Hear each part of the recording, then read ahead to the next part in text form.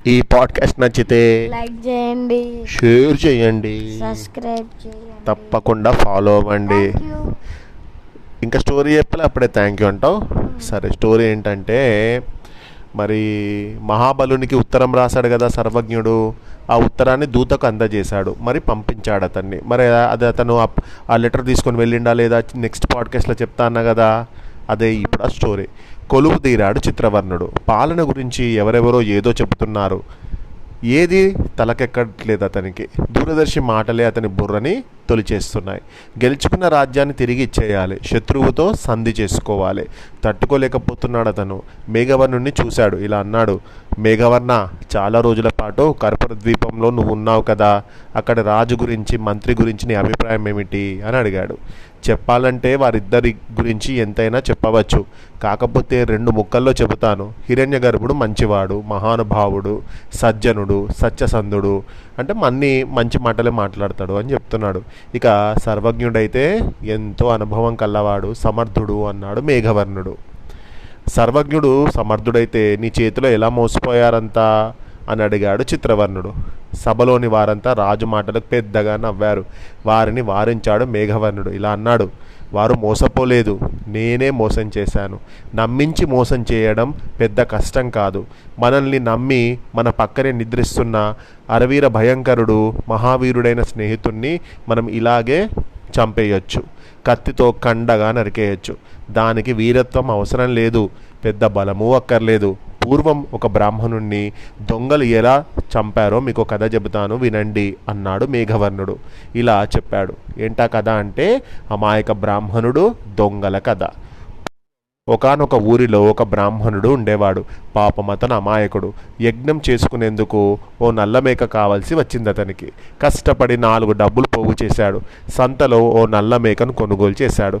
దాని మెడకి ఒక తాడు కట్టి ఊరికి తీసుకొని రాసాగాడు. వస్తుంటే దారిలో చెరువు దగ్గర చాటుగా కూర్చున్న కొంతమంది దొంగలు అతన్ని చూశారు.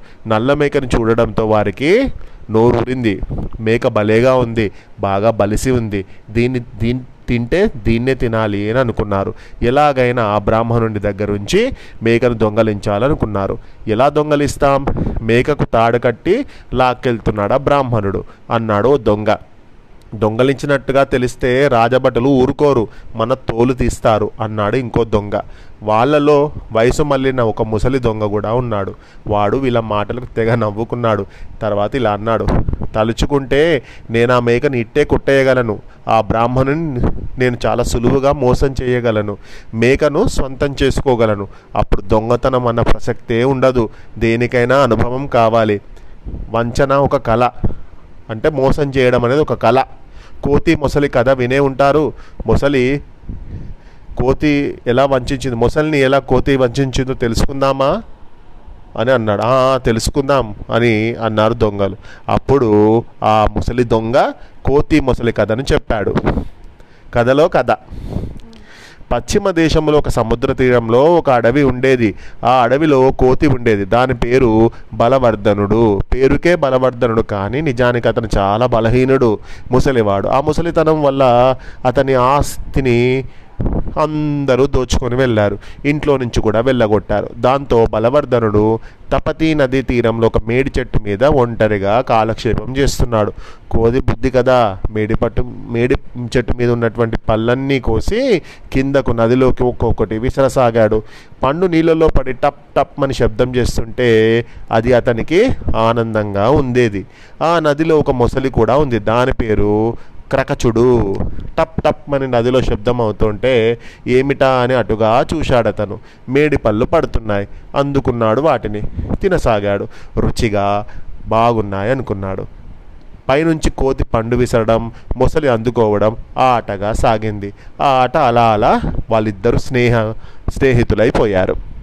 మేడి పళ్ళు తింటూ కోతిల్లో కబుర్లాడుకుంటూ క్రకచుడు ఇంటికి వెళ్ళడం మానుకున్నాడు. యువతలి తీరంలో ఉండిపోయాడు. పెళ్ళాం బిడ్డల్ని కూడా మర్చిపోయాడు.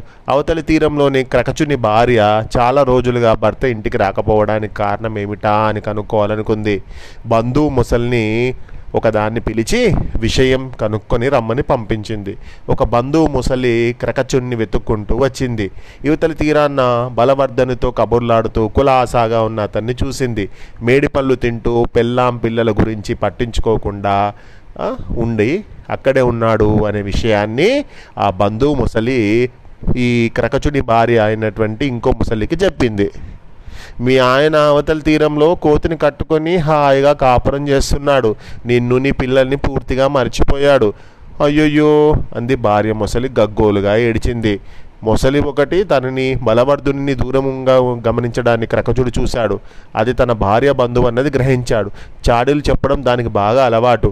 ఏం చెప్పిందో భార్యకి ఎలా ఉందో ఇంటి దగ్గర పరిస్థితి అని అనుకున్నాడు. ఎందుకైనా మంచిదని కానుకగా బలవర్ధనుడు ఇచ్చినటువంటి బోలెడు మేడిపళ్ళు పట్టుకొని ఇంటికి బయలుదేరాడు. చేరుకున్నాడు ఇంటికి. అక్కడంతా చిందరవందరగా ఉంది. భార్యకు జ్వరమట. కళ్ళు మూసుకొని పడుకొని ఉంది. ములుగుతుంది. నోటి మాట రాలేదు. చుట్టూ బంధుగణం కూర్చొని ఉన్నారు. వాళ్ళంతా క్రకచుని మీద ఇలా విరుచుకుపడ్డారు. ఏమయ్యా, నీకేమైనా బుద్ధి ఉందా? భార్య బిడ్డల్ని పట్టించుకోవా? ఎప్పుడో వెళ్ళిన వాడివి ఇప్పుడా తిరిగి రావడం? నువ్వు రాలేదని నీ మీద భయంతో నీ భార్య చూశావుగా ఎలా మంచం పట్టిందో. మాట కూడా పడిపోయింది. ఎన్ని మందులు ఇప్పించినా రోగం నయం కావట్లేదు. బ్రతుకుందన్న ఆశ, పైగా బ్రతుకుతుంది అన్నటువంటి ఆశ కూడా లేదు. ఏం చేస్తావు ఇప్పుడు? ఏం చేస్తాడు? భార్యను ఎలా బ్రతికించుకుంటాడు? అయోమయంగా చూశాడు క్రకచుడు. క్రకచుడు అంటే ముసలి. నీ భార్య బ్రతకాలంటే ఒకటే మార్గం ఉంది. పదే పదే అడిగితే వైద్యులు చెప్పింది ఒకటే. అదేమిటంటే ఎక్కడైనా ఒక కోతి గుండెకాయ సంపాదించి దాన్ని కోసి పాలతో పాటుగా 4 రోజులు పుచ్చుకుంటే ఇక బ్రతుకుతుంది, లేకపోతే కష్టం అన్నారు. ఆలోచించు. కోతి గుండెకాయ కావాలి నీ భార్య బ్రతకాలంటే. దాన్ని నువ్వు సంపాదించాలి. బంధుగణం ఒక్క మాటుగా చెబుతుంటే అయ్యో ఎలా ఇప్పుడు అని ఆలోచించసాగాడు క్రకచుడు. ఏం చేయాలో తోచలేదు అతనికి. ఆలోచించగా అతనికి ఒక ఉపాయం తట్టింది. అరే నిజమే కదా, కోతి గుండెకాయ తేవడం పెద్ద కష్టమైన పని కాదు. అందుకు తన మిత్రుడైనటువంటి బలవర్ధనుని ఎలాగైనా ఇక్కడికి రప్పించాలి అని అనుకున్నాడు క్రకచుడు. ఇక మిత్రద్రోహానికి ఒడిగట్టడం ఇష్టం లేదు, కానీ తప్పదు మరి. భార్యను బ్రతికించుకోవాలంటే మిత్రద్రోహానికే కాదు ఎలాంటి ద్రోహానికైనా పూనుకోవాలనుకున్నాడు అతనిక. టకాటకా ఈదుకుంటూ యువతలి గట్టుకు చేరుకున్నాడు. చెట్టు మీద బలవర్ధనుని చూశాడు. పలకరించాడు. ఏమైంది? పెళ్ళైన వాడివి వెళ్ళినట్టే. ఇక పెళ్ళైన వాడివి భార్యాభర్తలను చూసి వస్తా అన్నావు కదా, మరి నువ్వు అటు వెళ్ళిన వాడివి వెళ్ళినట్టే తిరిగి వచ్చేసావు. ఇంటి దగ్గర ఓ వారం 10 రోజులు ఉంటామనుకున్నాను, ఉండకుండా ఎందుకు వచ్చేసావు అని అడిగాడు బలవర్ధనుడు. ఏంటంటే అని ఏదో ఒక అబద్ధం చెప్పాలనుకున్నాడు క్రకచుడు అనే మొసలి. నేను ఇంటికి వెళ్తానంటే నువ్వు మేడిపళ్ళు ఇచ్చావు చూడు, వాటిని నా భార్య ఎంతో ఇష్టంగా తిని బాగున్నాయని తెగ మెచ్చుకుంది. ఇంత మంచి పళ్ళు నీకు ఎక్కడివి అని అడిగితే నువ్వు ఇచ్చావని చెప్పాను. మరిద్దరి స్నేహం గురించి కూడా చెప్పాను. ఏమైంది అప్పుడు అని అడిగాడు బలవర్ధనుడు. అంత మంచి స్నేహితుడిని ఒంటరిగా వదిలివేస్తావా? నీకు అసలు బుద్ధి ఉందా అంది. వెళ్ళి వెంటనే మన ఇంటికి తీసుకొని రా, విందు చేద్దాం అతనికి. వెళ్ళి తీసుకుని రాకపోయావో నీతో నేను మాట్లాడను పో అని నన్ను వెళ్ళగొట్టింది అన్నాడు క్రకచుడు. అంతా అబద్ధం చెప్పాడు. ఆమె అభిమానానికి పొంగిపోయాడు బలవర్ధనుడు. నిజమా? నా వదినమ్మ నన్ను ఇంటికి తీసుకొని రమ్మన్నదా? పద వెళ్దాం అని ఎంతో ఉవ్విల్లారాడాడు. అంతలోనే ఇక నీరు గారిపోయాడు. దానికి కారణం ఏంటి? కోతి ముసలిలాగా నీళ్ళలో ఈదలేదు కదా. ఏంటలా అయిపోయావు అని అడిగాడు క్రకచుడు. మీరేమో నీళ్ళలో ఉంటారు, నేనేమో చెట్టు మీద ఉంటాను. ఎలా రాను? నేను ఈదలేనుగా. ఆ సంగతి నేను ముందే ఆలోచించాను. మా ఇంటి దగ్గర పెద్ద దిబ్బ ఉంది, దాని మీద చెట్లున్నాయి, వాటి మీద నువ్వు ఉండొచ్చు అన్నాడు క్రకచుడు. ఉండొచ్చు సరే, ఇప్పుడు రావడం ఎలాగయ్యా అని అడిగాడు బలవర్ధనుడు. ఎలా అంటే నువ్వు నా మీద ఎక్కి కూర్చో, నీళ్ళలో ఈదుకుంటూ నీకు ఎలాంటి ప్రమాదం లేకుండా మా ఇంటికి తీసుకొని వెళ్తాను, వస్తావా అని అడిగాడు. ఎందుకు రాను, పద అన్నాడు బలవర్ధనుడు. ఎగిరి క్రకచుని వీపు మీద దూకాడు. బయలుదేరాడు క్రకచుడు. మిత్రద్రోహానికి ఒడిగడుతున్నాడనే బాధగా ఉంది క్రకచుడికి. దాంతో అతను మాట్లాడలేక మౌనంగా ఉన్నాడు. గలగలా మాట్లాడే క్రకచుడు మౌనంగా ఉండడం ఏదో తేడా అనిపించింది బలవర్ధునికి. అడిగాడేలా, ఏమైంది మిత్రమా, ఎందుకంత మౌనంగా ఉన్నావు? నిజం చెప్పు, మీ ఇంటి దగ్గర అంతా క్షేమంగానే ఉన్నారు కదా అని అడిగాడు. అంతా క్షేమంగానే ఉన్నారు, కాకపోతే నా భార్యకే బాగోలేదు.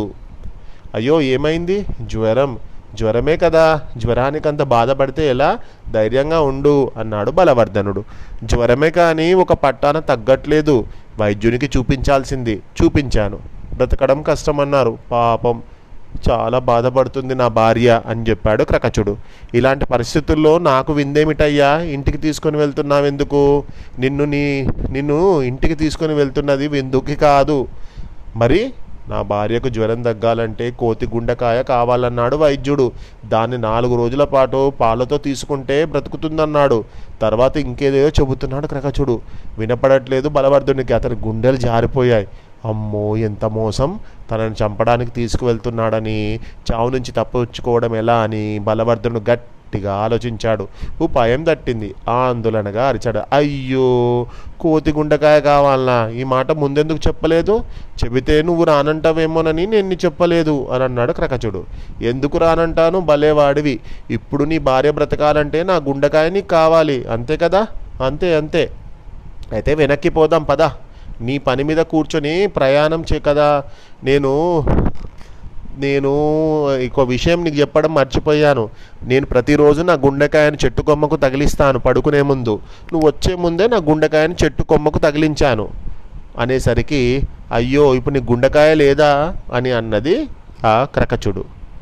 నిజమేనయ్యా, నాకు ఇప్పుడు గుండెకాయ లేదు, చెట్టు మీద ఉంది అన్నాడు. అయితే పద మరి ఆ చెట్టు దగ్గర తీసుకొని వెళ్తాను, మళ్ళీ మనము ఆ గుండెకాయను తీసుకొని వద్దాం అని చెప్పాడు క్రకచుడు. పద అన్నారు. వెంటనే వెనుకకు తిరిగాడు క్రకచుడు. పరపరమని ఈదుకుంటూ మేడి చెట్టు దగ్గరికి బలవర్ధనుడిని తీసుకొని వచ్చాడు.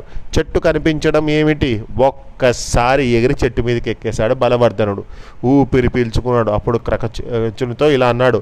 దుర్మార్గుడా, నీతో స్నేహం చేసిన పాపానికి నా ప్రాణాలు తీద్దామనుకున్నావు.